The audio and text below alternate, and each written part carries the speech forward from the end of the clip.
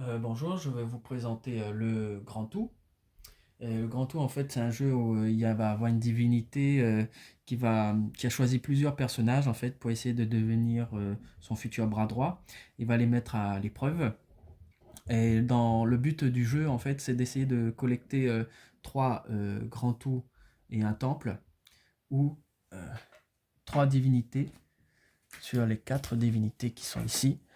Donc trois divinités euh, et un temple pour déclencher la fin de partie. On va pouvoir acquérir des cartes de collection. Ici, les cartes de collection. Donc ici, les tuiles spéciales. Ici, on va pouvoir aussi acquérir des cartes projet. Où il va avoir en fait chaque carte projet qui va avoir une action différente. Il faudra le dire pour savoir. Euh, et ensuite, des cartes malédiction qu'on va devoir essayer d'éviter. Le jeu, on va avoir plusieurs personnages qui vont être asymétriques. Ils vont avoir quelques pouvoirs qui pourront être débloqués avec notre justice qui progresse ici. Ça, c'est une piste de la justice. Donc, on a 5 personnages asymétriques. C'est un jeu donc ce jeu de 2 à 5, à peu près 30 minutes par joueur et pour à peu près de l'âge de 12 ans, à partir de 12 ans. Donc, comment se déroule le jeu? Le jeu se déroule donc en plusieurs cycles.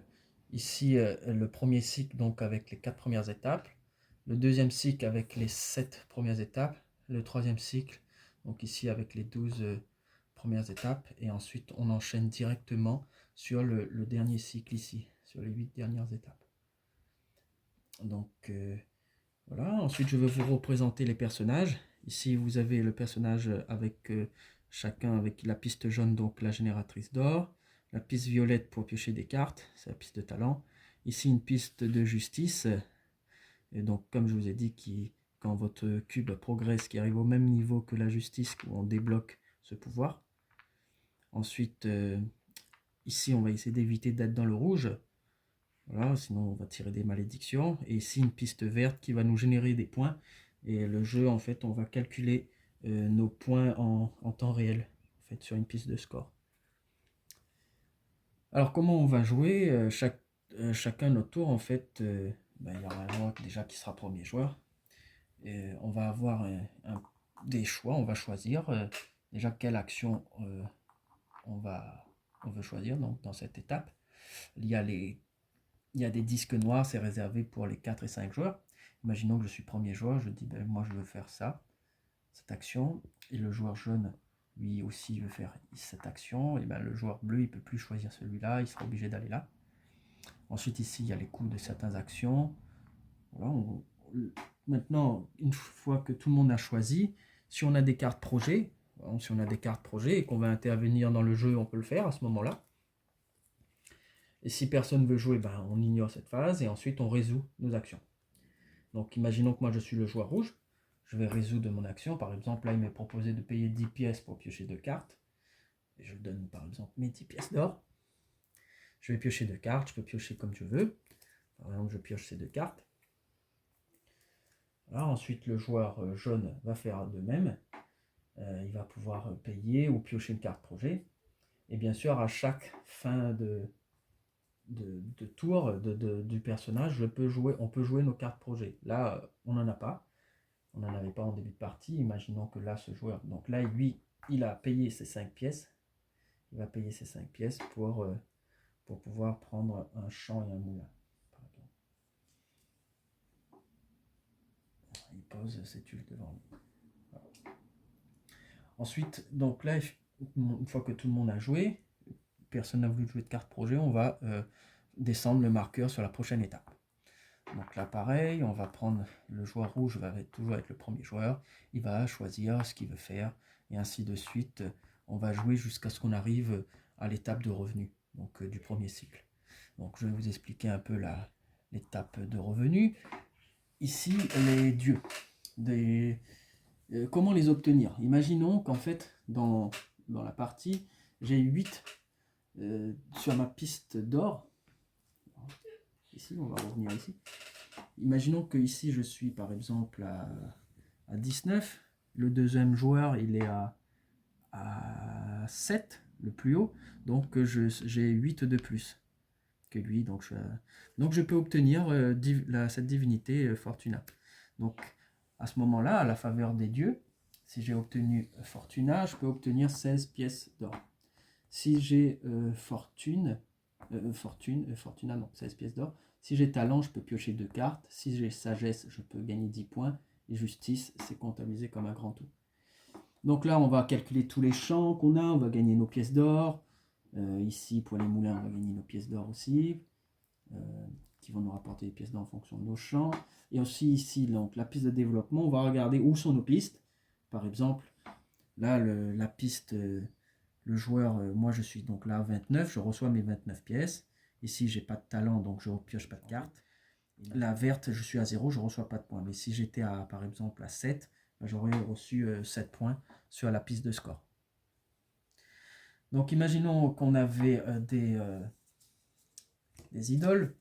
Donc à la phase 5, non, pardon, la phase 4, il y a la phase prime. Donc à chaque fois que je fais des projets dans ma main, par exemple, si j'ai des projets, dès que je les réalisais, en fait, je vais les retourner ici. Et cela, c'est important. En fait, ils vont intervenir en fait dans l'obtention de cette divinité talent. Donc, ceux qui ont la majorité en fait des projets qui ont été réalisés, ils peuvent obtenir talent. Imaginons là, j'ai 3 projets, je vais gagner 3 pièces par projet que j'ai réalisé. Donc là, ça me ferait par exemple 9 pièces. Ensuite, ici, pour les idoles, par exemple, si là j'ai une tuile idole, je vais perdre 1 de justice et 5 points pour chacune de ces idoles. Imaginons que maintenant je suis dans le rouge, je vais devoir tirer une carte malédiction. Tous les joueurs qui sont dans le rouge, en fait, vont subir cette malédiction. Par exemple, là, la malédiction me dit que je dois sacrifier ma plus grande collection. Bon, j'ai pas de collection, donc ça ne m'affecte pas, mais si j'en avais une, ça m'aurait affecté. Ensuite, je vais un peu vous expliquer les cartes collection. À un moment donné, dans la partie, imaginons que j'ai 3 cartes de collection, peut-être voilà, 3 cartes de collection, et que je veux le montrer. Au moment où en fait je réalise mon action, que j'ai choisi par exemple, imaginons ici que j'ai choisi de monter de 6 sur la piste d'or, que je réalise mon action, donc voilà, je monte, par exemple j'étais à 19, je passe à 25, et bien je peux te dire, ben voilà, je vais révéler cette collection. 3 fleurs. Je vais pouvoir en fait cumuler autant d'effets. Je vais pouvoir cumuler autant d'effets en fait que de symboles que j'ai révélés ici. Donc plus j'en révèle en même temps, et plus je vais faire d'effets. Donc ici en fait si j'en révèle 7 d'un coup, je gagne 30 points. Je pourrais échanger une tuile avec un joueur, générer des points ou de l'or, gagner 2 de justice, en faire perdre 2 à un joueur, sortir une tuile, prendre une tuile, monter de 4 et monter de 3. Donc il faudra jouer tout ça dans le moment opportun, sachant que si je pioche d'autres fleurs dans la suite du jeu, je ne pourrai plus leur opposer plus tard.